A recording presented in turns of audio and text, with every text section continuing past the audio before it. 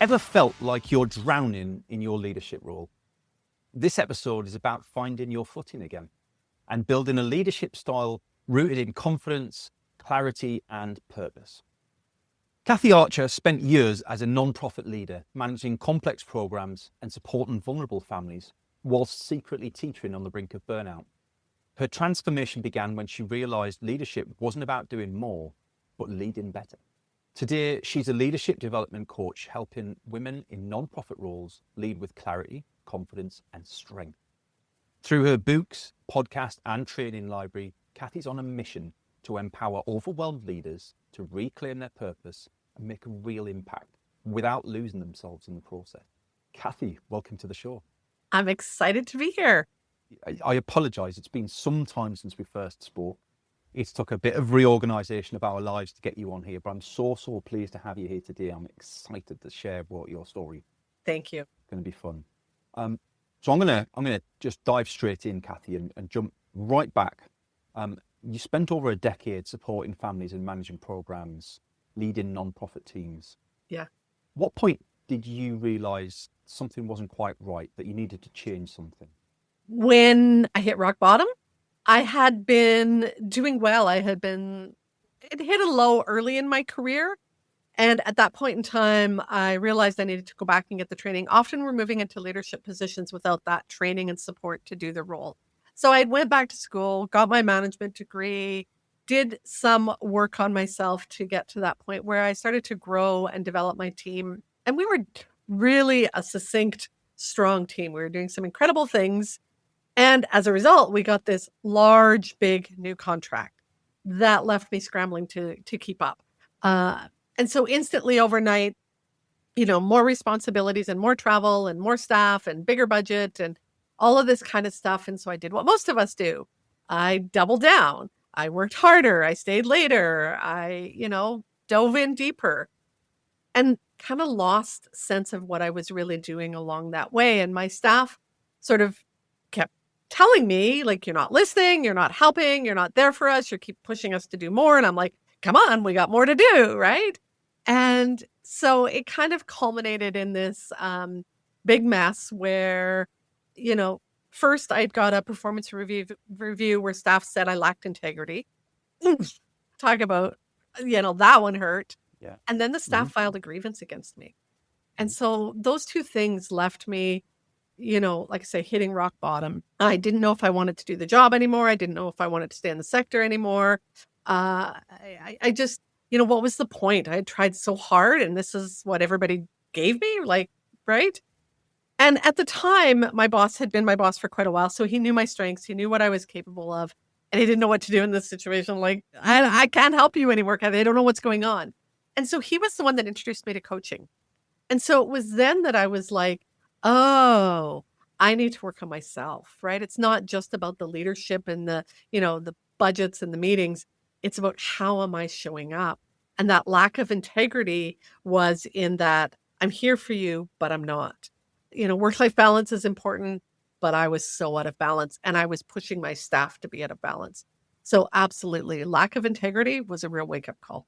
That sounds, incredibly painful, but absolutely candid. And I was going to ask you originally, what does burnout look like? But I think there's a better version of that question, which is knowing what you know now that you probably didn't know at the time. What did burnout actually look like? Yeah. Because I think we learn a lot in the post experience, and when we realize we've gone too far, and then it's easy to kind of piece together the things that we wouldn't have known even at the time was signs, right? Yes. When we talk about burnout, it's a physical, mental exhaustion, right? That's what's happening for leaders often. They show up together, right? Like they're able to do their job. They're putting in 8, 10, 12-hour days. They're getting things done. And so to the outside observer, you're on fire, right? You're doing stuff. It's the inner, I call it just that ickiness. You're not being true to yourself. You're not being true to your values. Something's off. At one point, my son was in a car accident. 16 years old, new to driving, first snowfall of the year, not wearing a seatbelt, flips the car end over end, and is thrown out the back window. Miraculously, he did not have a broken bone.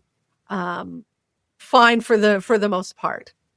I was 8 hours away at a meeting, or at training actually.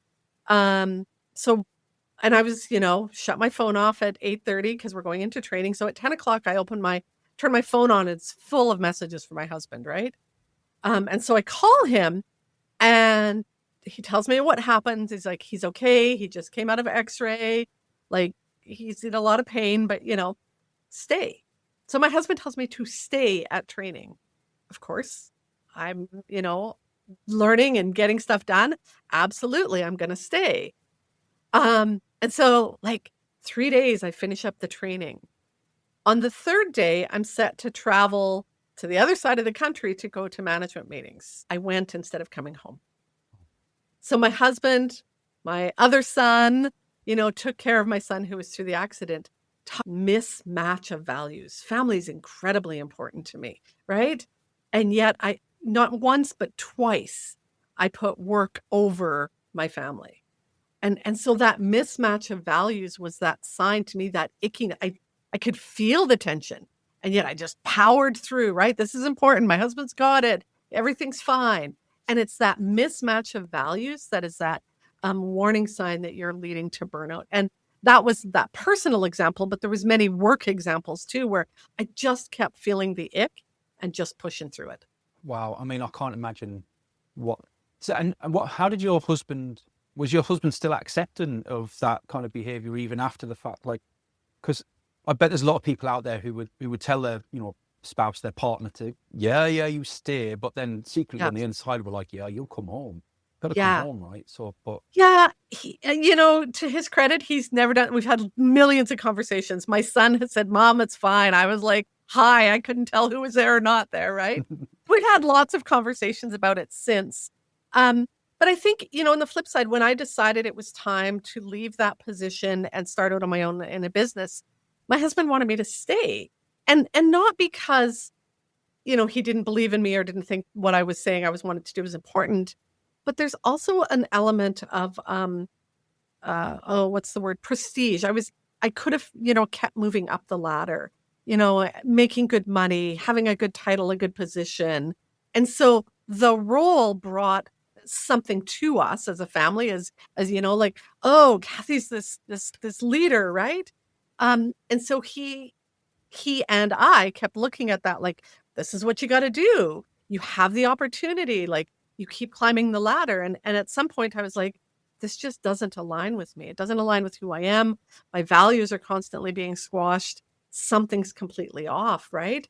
Now, I could have stayed in the role and shifted things perhaps, but at some point I recognized that the sector I'm in is a really crisis-driven, scarcity mindset, panic kind of all the time sector. And if we're going to change that, it's probably going to take more than just me kind of saying, hey, I'm setting some boundaries. It's going to take a lot of us saying those kinds of things. And so I knew that if I started working with leaders individually, that I would probably have a bigger ripple than just me pushing back alone. So you got to a point where you had a coach yourself. You brought a leadership coach in to work with you. Yeah. What was that first session like? It's lunchtime. My door is closed. I book it at lunch because I hope nobody's around, right? It's lunchtime. The door is closed, but of course, people are probably still in the office. So I'm hunched over my desk, whispering into the phone with tears running down my face. I'm telling the story. Nobody cares about me. Nobody's listening. Nobody's helping. Everybody's out to get me. And for the first time, somebody just listened, right? They didn't try and fix it. They didn't tell me I was wrong. They didn't tell me what to do. They just listened and accepted the story. And then they started asking me questions about my experience of what I was going through, right? And so that experience for me, somebody said it to me just yesterday in a coaching call. She said, you listen. That's it. Like, somebody to listen to my story, right? And so for me, that was the first part.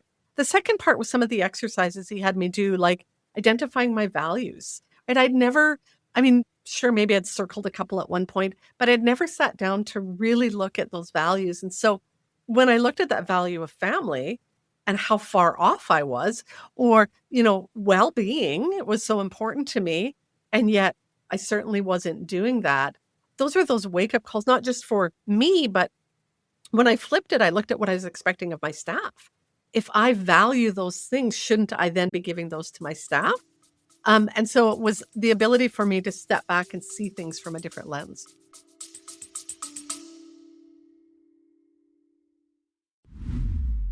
Special shout out in today's episode for our charity partners, ADHD Liberty, led by Sarah Templeton, who are part of the fight to prevent the school to prison pipeline for ADHD and neurodiverse individuals. If you'd like to find out more, you can visit them. The show links are in the notes below, and I would encourage you to go along and have a look and educate yourself on their fight. It's an incredibly important cause, and we're super proud to have them as charity partners for the MarketPulse Pros and Pioneers podcast. Thank you. Enjoy the rest of your episode. It's fascinating how many guests that we have on the podcast that have a similar story, not the same, but similar. Yep. Similar experiences, and that kind of crucible that we've all gone through to get where we are right now. And I think back to we had the fantastic Sky Jarrett on the show a few weeks back, and she just leaned into the camera like this. She just leaned in. She went, "Don't tell everyone." And I love that. It sticks with me so much because I can just see her doing it. Totally unexpected. And I was like, wow, because we don't need to shout about it. Those of us who've been through that, and I went through very similar. I probably wouldn't have made the same choice, but neither was I as senior as, I think I think there's something in that, right? Like the more senior you become, the more privileged your position, the more pressure there is to put business first in front of the family and things like that. But, I remember being in retail and my staff ringing me up to say that they were ill, and probably weren't ill. They were probably just really stressed out or hated their job. And there's me on the phone going, "But when will you be back?" Yeah. And I'm thinking to myself, is this the person I want to be? Is this who I am? Like, this is horrible. Like, I don't want to ask that question. Go and look after yourself and come back when you can. But please send me someone who can help me today. So I guess at this point, then you've gone through various different roles. You've found yourself working in the industry that you do. What's the common thread through everything that you've done to this point where you got involved with your court? What is it that kind of is that guiding why, I guess, that sits in the middle of all of the roles that you've held? Because that's where we all get to where we want to go, right? That's the one thing. Yeah. I know that if I grow myself to be healthy, happy, competent, confident, everyone around me is, and I can do that for other people. The key to that is self-reflection. Self-reflection is the key to everything. And if we're not doing that inner sort of, not navel gazing, but just like, who am I? What's important to me? What are my morals, values, ethics? What hills am I going to die on? How do I want to show up? What's the impact I want to have? If we're not doing that work, we do become very self-centered and just focus on tick, tick, tick, got to get the meetings done and get through all of this. It's that inner growth that allows us to be our best. So when I look at the people I'm working with or potentially going to work with, it's that question of, have you looked inside, right? And how often do you look inside? I was talking with somebody yesterday, and she was talking about, I make space because I'm always pushing my people to create space to be more intentional, right? I make space to get my calendar ready and plan my week and all this kind of stuff. And I said, I get that. But do you make time to ask yourself, how do I want to show up in this meeting? What's the impact I want to have? How do I want these people to walk out of this meeting feeling? Do you make space for that? Even like a minute before you go into that meeting? Because that's, I'm always talking about character, right? That's the character, your reputation. That's what people think of you. Not, the agenda items and, how long the meeting was, but who showed up to run that meeting. That's the impact. And self-reflection is key to that. you think that there was a point in time before you got involved in coaching that perhaps you were, I guess, swapping that success for the things that you really enjoyed doing? Like it kind of it ticked the box in terms of dopamine and fulfillment, Yeah. but Yeah. actually you were kind of conning yourself, right? Yeah. Yeah. There was, pre kind of leadership. And then when I found myself again, there was a period of time where one of my top strengths is learner. I love to read. My place is stacked with books all the time. I didn't read for years, like not a book, right? And the learning I was doing was so focused on whatever we needed to learn at that moment, right? It wasn't filling my soul. I stopped doing crafts. Like I love to crochet and paint and do that kind of stuff, gardening. And yeah, there was that period where I just didn't have the energy or the focus or the time or the desire to do the things that made me light up. And so yeah, the hits I was getting was got that task done, got that meeting done, hired somebody, got the office set up, right? And yeah, it wasn't the same. I love that. I love that. And I think there's a lot to learn for a lot of people from that. And it resonates so much because, we were talking before the episode started on Monday. I was at a spa day for my wife's 40th birthday, and we were sat at the spa. And it was the second part of a conversation that I started when my son was in the house the night before. And he's 7, almost 8. And we were talking about how I love reading Stephen King books. I've got all of the books, all of them. And I haven't read Stephen King. I haven't read anything in years because the kids came first. Yeah. But then I was working, and by the time I'd done all of that, I'm tired. I just want to relax. I haven't got time to read. And actually, I was kind of putting it there. I didn't want to not speak to my wife because I was reading a book. It feels kind of rude, right? Yes. Oh, we should be spending the time together watching the TV, not speaking to each other. Yeah. And when I said that to my son, there was a moment that was in my head was like, really? So you're going to pretend to watch the TV when actually you're just going to stare at your phone, but you're going to not read your book because you want to be able to talk to your wife, which you're not doing anyway. And we were sat at the spa, and I went, I'm going to start reading again.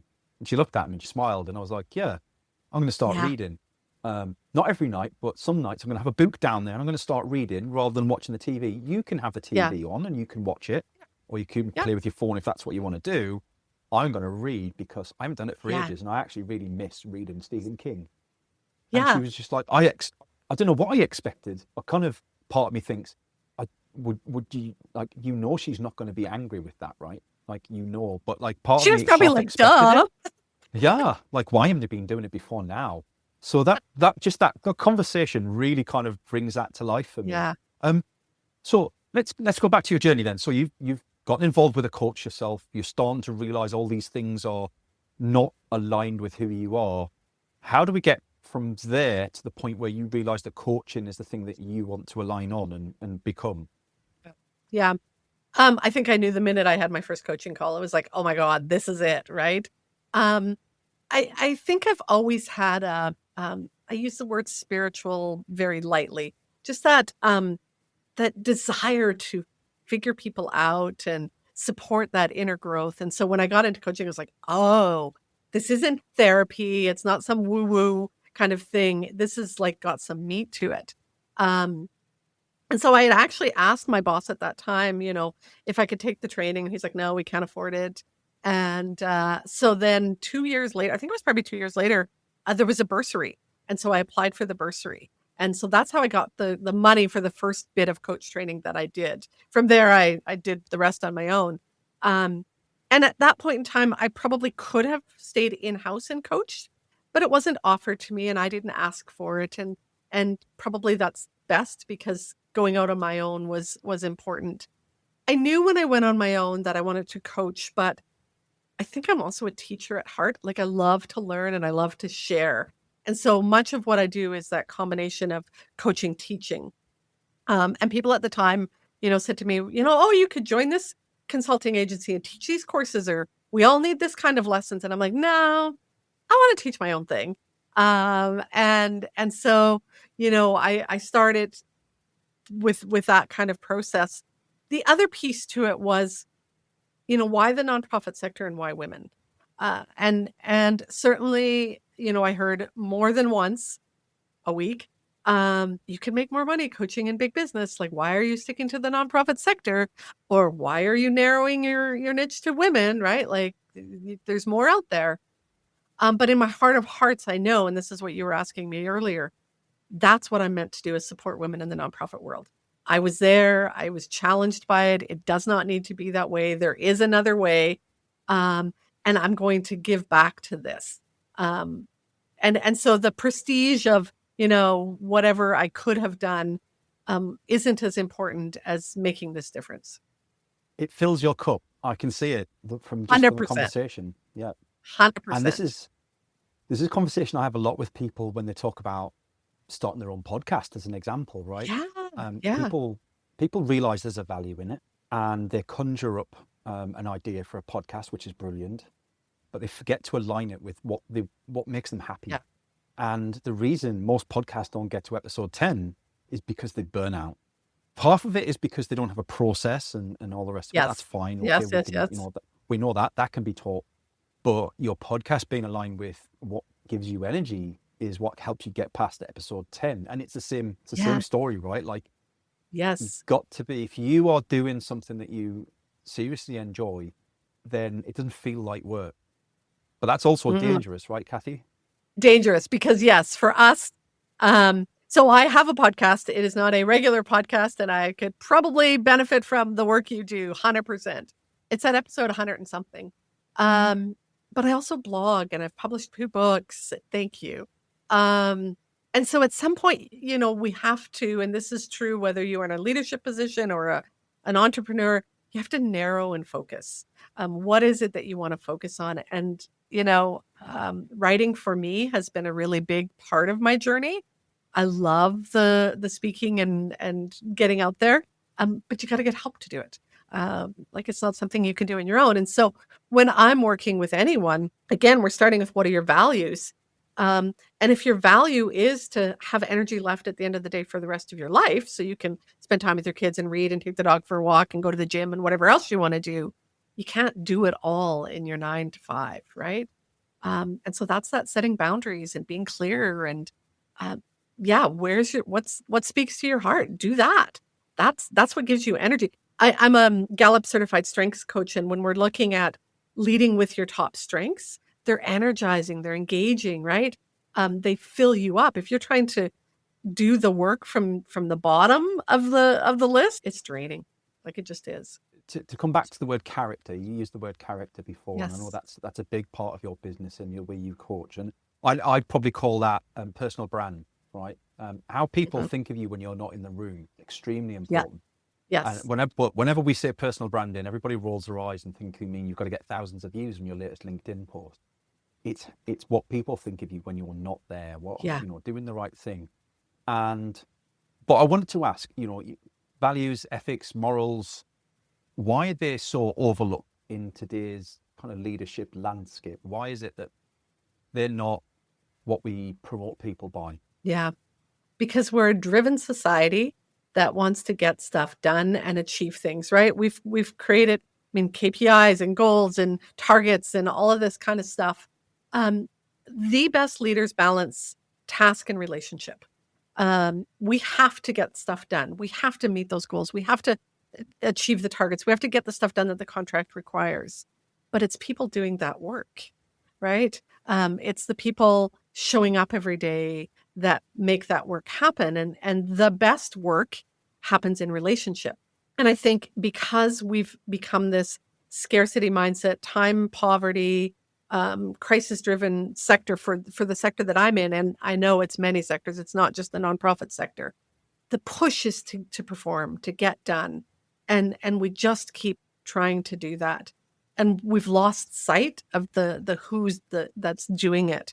And the who that's doing it is, like you say, it's what people think. So when I think of character, I think of the traits: integrity, honesty, forgiveness, whatever it is that you value in how you show up.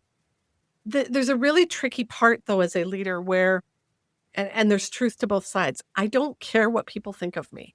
Who I am is who I am. You either like me for these traits, you like me for my style, or you don't, right? truth to that.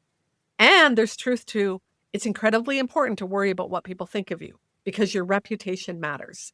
And we sometimes talk about legacy, like, oh, when I die, what are people going to say about me? It's like you just said, what are people saying at the water cooler about you? What are people saying in the chat while you're having a meeting? That's your reputation. That's your character. And you do need to worry about that.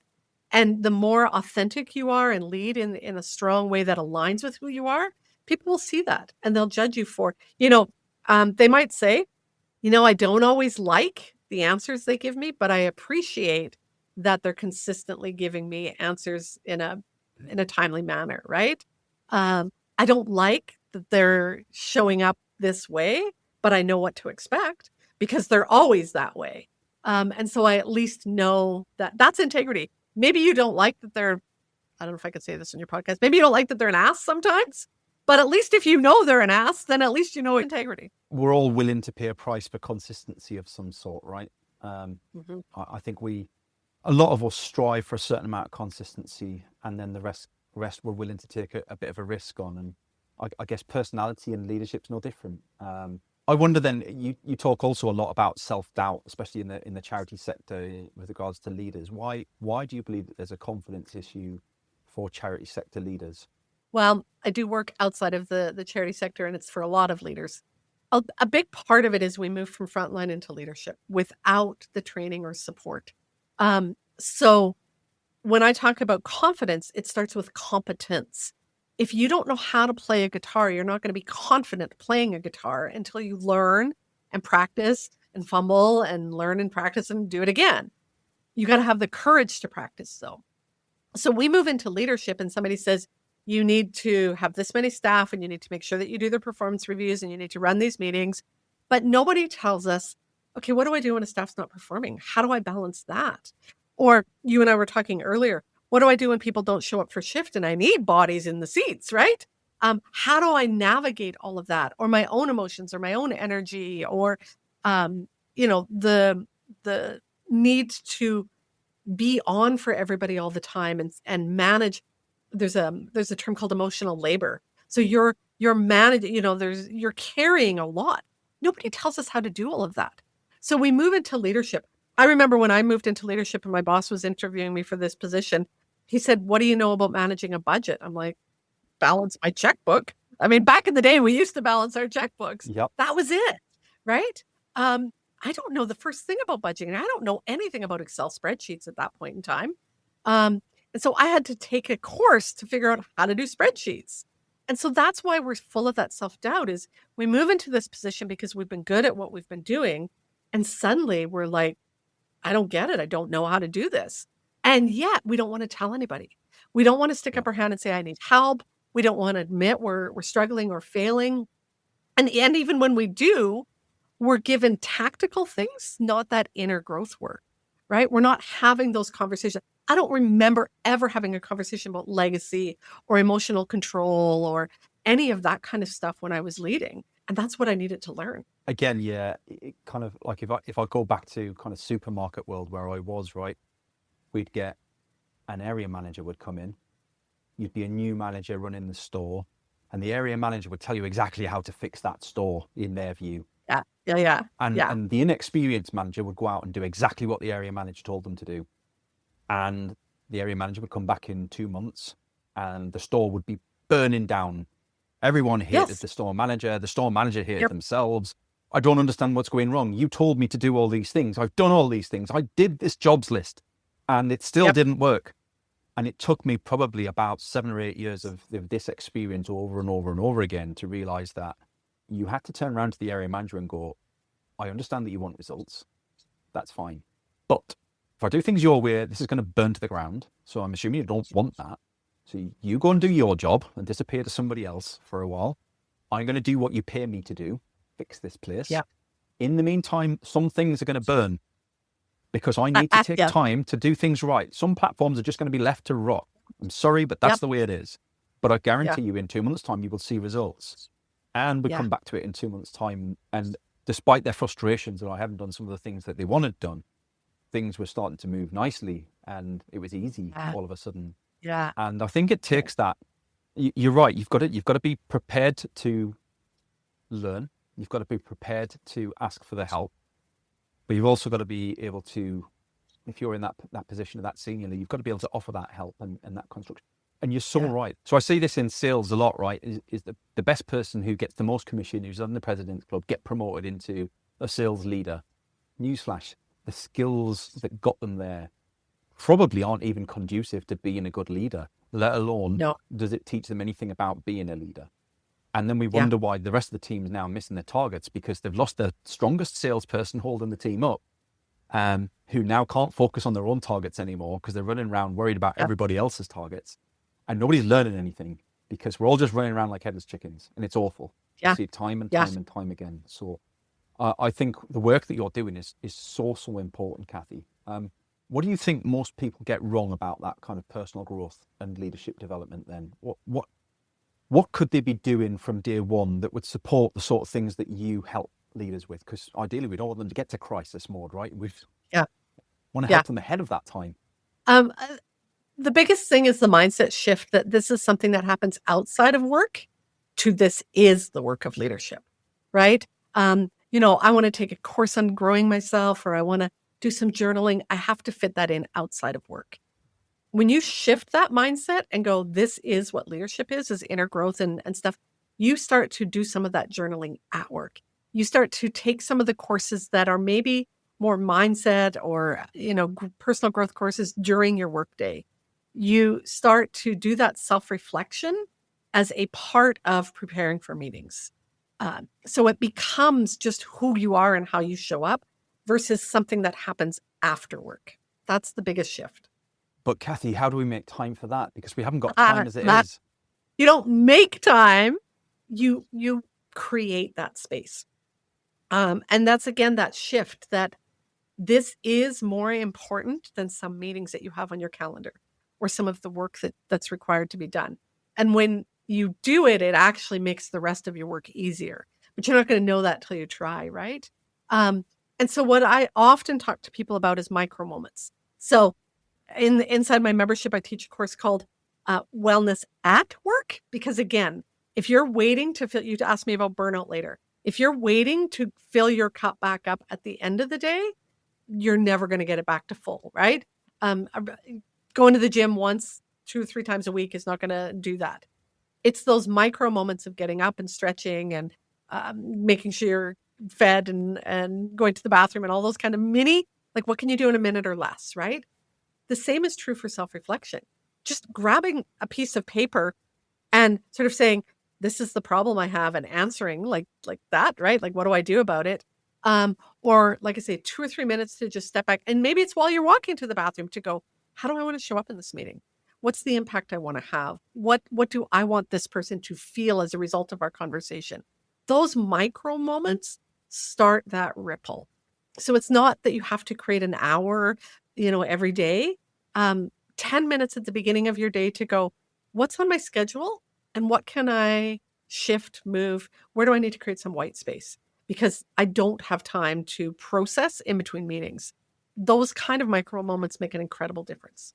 So I guess the proof will be in the pudding for the next question that I'm going to ask you, Kathy, is when people, so not everybody will, I'd bet, try what you've said in terms of being brave enough to make that time and test it and see what impact it has over a period of time. Do people who have tried it ever go back to not bothering again? 100%. 100%. Because they get busy and overwhelmed and let it slide. And with any habit, eating healthy, going to the gym, things slide. It is an ongoing commitment that we have to keep coming back to. I encourage my students and my clients to do an annual sort of plan and a weekly plan. If you have in your calendar time every week to review, that's where you course correct. So, the plane goes from here to here, but really they're doing these little things.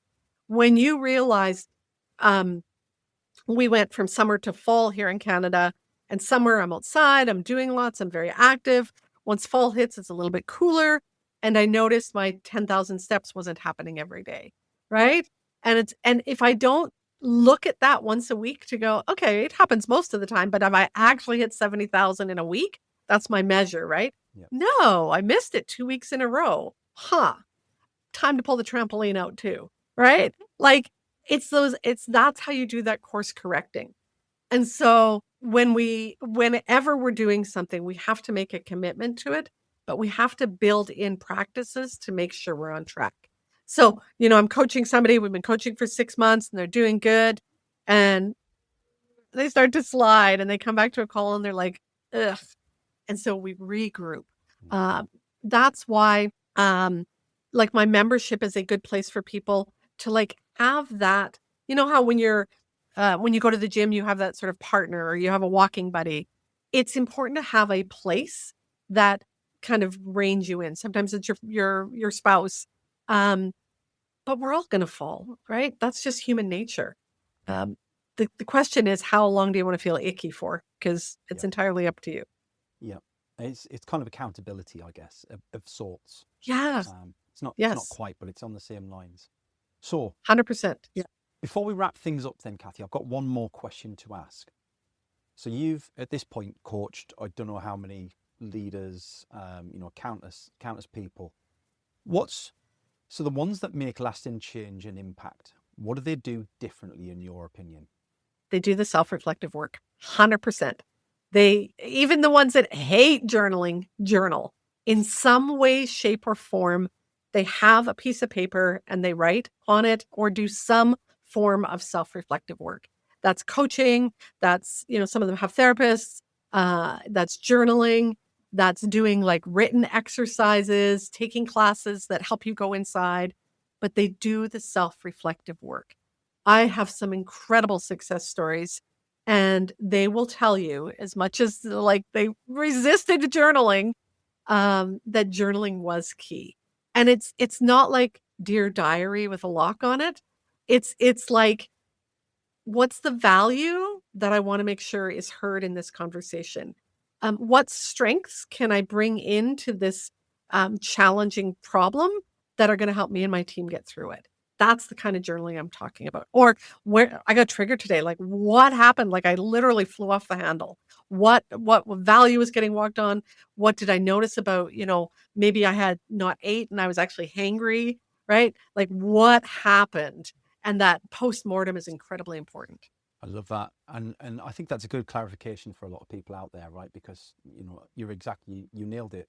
In much the same way that people believe personal brand is something you build on social media, journaling is something that is a bit woo-woo and it's very much Dear Diary, Dear John. Yeah. And I think that's incredibly helpful for people out there. It's maybe that's the starting point for somebody to go, maybe I could. Maybe we could do that. Yeah. Kathy, it's been an absolute pleasure having you on the show today. I've thoroughly enjoyed working through your story and sharing that with the audience. Is there anything you'd like to leave the audience with as a last few words? Well, thank you. I enjoyed your questions because whenever I get questions like this, it does help me think and process my own journey, but then think about other people's journeys. Just the decision is up to leaders. If you want to change, you don't have to wait for somebody to give you training or tell you what to do or how to do it. It's a choice you get to make, and you get to make it in your own little world, and you get to start making those changes internally that will have that ripple out, regardless of your situation. Man's Search for Meaning, Viktor Frankl. He was, in the Holocaust world. And yet he said, nobody can take away what's going on inside us. And that's the truth. We get to make those decisions. Kathy, it's been fabulous having you on the show today. Thank you so much for your time. Thank you so much. And thank you at home for watching and listening along. Please do give us a subscribe. And if you know somebody that would make a fantastic guest, just like Kathy, please drop me a line. I'm always looking for new guests for the show. This is your podcast. We do this for you. And I'll see you next week. Bye-bye. Thanks for joining us for today's show. I hope you enjoyed it. If you'd like to feature on a future show, or you've got some ideas for folks who would make a great guest, please drop us a line. Contact details are in the show notes, and I'd love to hear from you. Your host today was me, Paul Banks, founder at Javelin Content Management. Here at Javelin, we specialise in helping busy business owners just like you to repurpose video content, taking all the stress and tech problems away and turning your long-form video into literally hundreds of pieces of content without breaking the bank. We describe it as getting ideas out of your head into video and out to your socials. If you want to launch your personal brand, become the vendor of choice for your audience, or maximise your sales revenue impact, we'd love to hear from you. Join us next Wednesday for the next episode, and don't forget to subscribe and give us a review. Our podcast is only possible with your continued support. Thanks for joining us for today's show. I hope you enjoyed it. If you'd like to feature on a future show, or you've got some ideas for folks who would make a great guest, please drop us a line. Contact details are in the show notes, and I'd love to hear from you. Your host today was me, Paul Banks, founder at Javelin Content Management. Here at Javelin, we specialise in helping busy business owners just like you to repurpose video content, taking all the stress and tech problems away and turning your long-form video into literally hundreds of pieces of content without breaking the bank. We describe it as getting ideas out of your head into video and out to your socials. If you want to launch your personal brand, become the vendor of choice for your audience, or maximise your sales revenue impact, we'd love to hear from you. Join us next Wednesday for the next episode, and don't forget to subscribe and give us a review. Our podcast is only possible with your continued support.